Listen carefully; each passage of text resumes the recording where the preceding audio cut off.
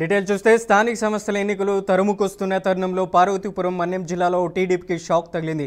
మాజీ ఎమ్మెల్యే అలజంగి జోగారావు సమక్షంలో నేడగల్లు గ్రామం నుండి 250 కుటుంబాలు టీడీపీలో పార్టీని వీడి వైసీపీలో చేరారు. ఎమ్మెల్యే విజయ్ చంద్ర పనితీరు పట్ల విసుగు చెంది వైసీపీలోకి చేరినట్లు టీడీపీ నాయకులు తెలిపారు.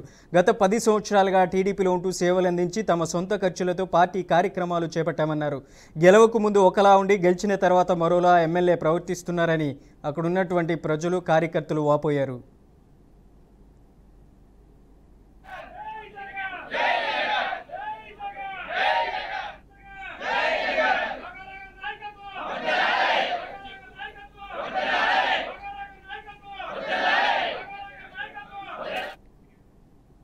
కర్నూలు జిల్లా ఎమ్మిగనూరులో వైఎస్ఆర్ కాంగ్రెస్ పార్టీ కోటి సంతకాల సేకరణ కార్యక్రమం కొనసాగుతుంది. ప్రభుత్వ వైద్య కళాశాలను కాపాడాలని municipal vice chairman Nazir Ahmed demand చేశారు.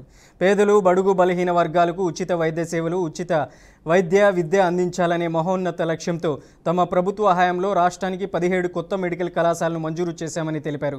వీటిలో ఇప్పటికే 5 కళాశాలలు ప్రజలకు సేవలు అందిస్తుండగా మిగిలిన 12 పూర్తి దశకు చేరుకున్నాయని ఆయన వివరించారు. అయితే కూటమి ప్రభుత్వ మెడికల్ కళాశాలను ప్రైవేట్ పరం చేసేందుకు కుట్రలు పన్నుతుందని నజీర్ అహ్మద్ విమర్శించారు. మా వార్డులో 11వ వార్డు ఈరోజు ఎమ్మిగనూరు పట్టణం నందు 11వ వార్డులో 2వ రోజు కోటి సంతకాల సేకరణ కార్యక్రమం చేపడుతున్నాం. అందులో భాగంగా జీవో ఇచ్చారు, ప్రైవేటు పరం చేస్తామని. ఒక అడుగు ముందుకేస్తూ మరి టెండర్లు వేశారు. కాబట్టి మేము ఇవన్నీ కూడా అడ్డుకుంటాం, వ్యతిరేకిస్తాం. ఇప్పుడు కోటి సంతకాల ద్వారా మా వైఎస్ జగన్మోహన్ రెడ్డి గారి పిలుపు మేరకు వార్డు వెళ్తున్నాము. మా వార్డులో 11వ వార్డు 2వ రోజు జరిగింది. సాయంత్రం 16వ వార్డు ఇన్ఛార్జ్ బజారెడ్డి గారి దగ్గర కూడా ఆ వార్డులో కూడా వెళ్తాము. అక్కడ కూడా పర్యటించి క్షేత్రస్థాయిలో ప్రజలకు అవేర్నెస్ తీసుకొచ్చి ఈ కోటి సంతకాల సేకరణకు మద్దతు వాళ్ళని అడుగుతాం. వాళ్ళు కూడా స్వచ్ఛందంగా ఇస్తున్నారు.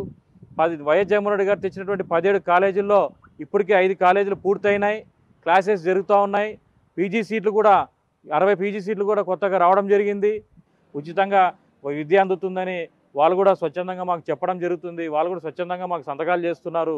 మా వైఎస్ జగన్మోహన్ రెడ్డి గారు ఈ కోటి సంతకాల బుక్కులన్నీ గవర్నర్ గారికి ఇచ్చి ఈ యొక్క ప్రైవేటీకరణ ఆపేదానికి